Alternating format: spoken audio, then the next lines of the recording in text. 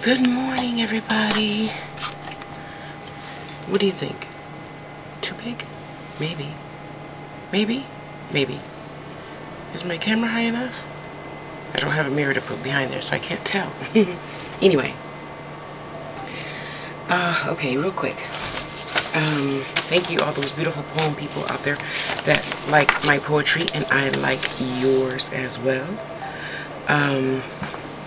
My question for the day is, what is the word that you use when you do something exactly?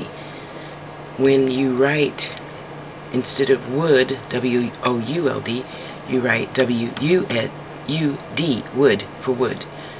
Phonetically, I looked that word up, and I don't think it means that. So, if you know what that word is, could you put in comments, please, so I can learn? Okay, I used to be in a Civil War reenactment group. Loved it. I was in there for 10 years. And, no, it's not obviously not an ashamed thing with me, because I needed to teach youngsters the wonderful things that everyone, not just black people, there was Chinese people, we had real Indians in a real Civil War reenactment, we had real everything. Anyway, so I took turns. One time I was my grandmother's side, black, and the other time, for 7 years, I was in the 7th Virginia on my grandfather's side, who's Irish. Yeah, he was half white, half black. Anyway, so at my Civil War reenactments, I would portray different people. You know, Mrs. Benjamin Banneker or C.J. Walker. Yeah, I know it's not 1863, but nobody needed to know that. Anywho, so I would portray these different wives of people or the person. So also, you know, CNBC, Channel 9, 54, whatever public radio station would often be there. And, you know, people would like, oh, we don't have anything to say. Go find Mamie, me, or whatever character I was playing that day. See, if I wore a headband, then I was Mamie, my do-rag. And if I didn't wear a do-rag, you had to find out who I was. See, that was all part of the acting game. It was wonderful. Anywho, so what I would do is I would pick a poem from Paul Laurence Dunbar or somewhere there near and I would memorize it. The party is 4 pages long. Yeah, that became my goal after I heard The Party by Paul Laurence Dunbar. And if you want to know what I mean, I copied this. I hope it's big enough for everyone to see.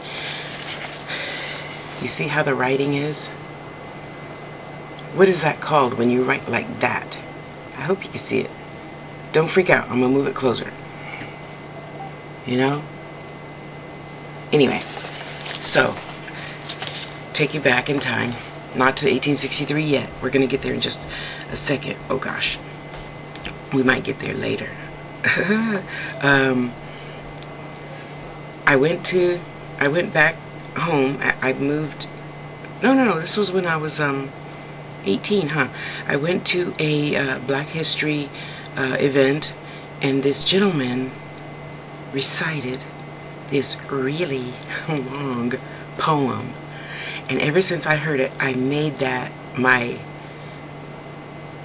mission to memorize long poems.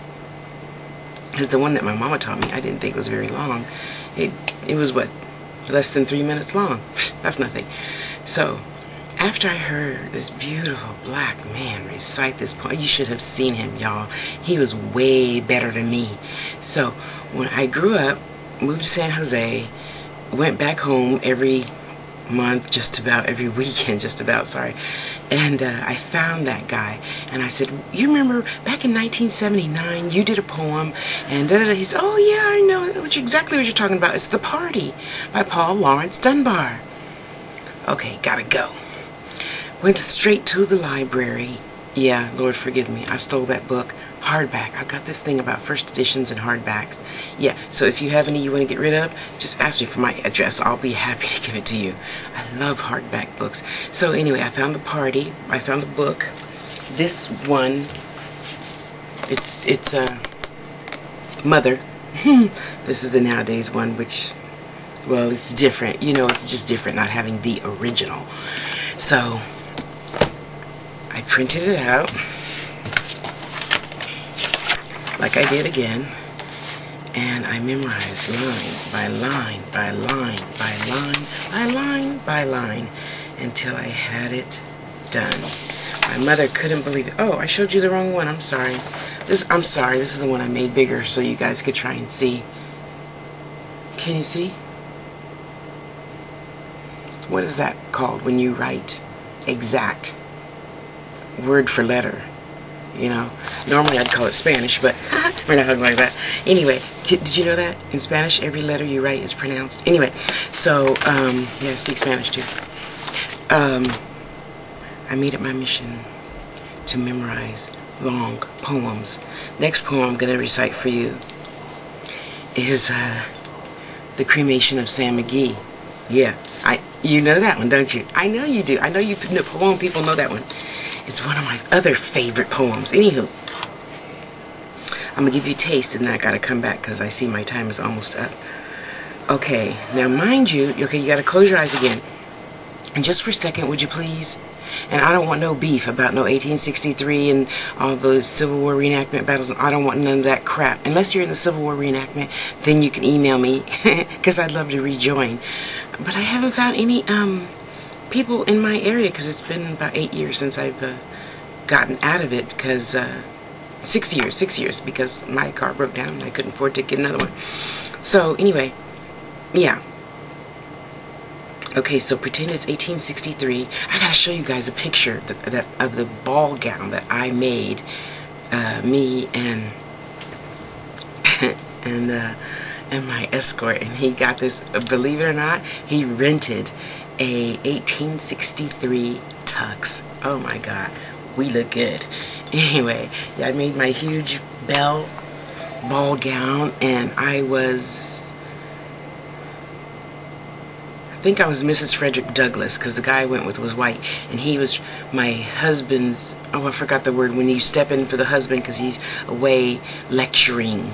Yeah, anywho, so we're going to pretend for a hot second that it's 1863, Paul Laurence Dunbar's correct time, by the way, and we are going to the party. Oh, excuse me, I should have said it like that, I'm sorry. Okay.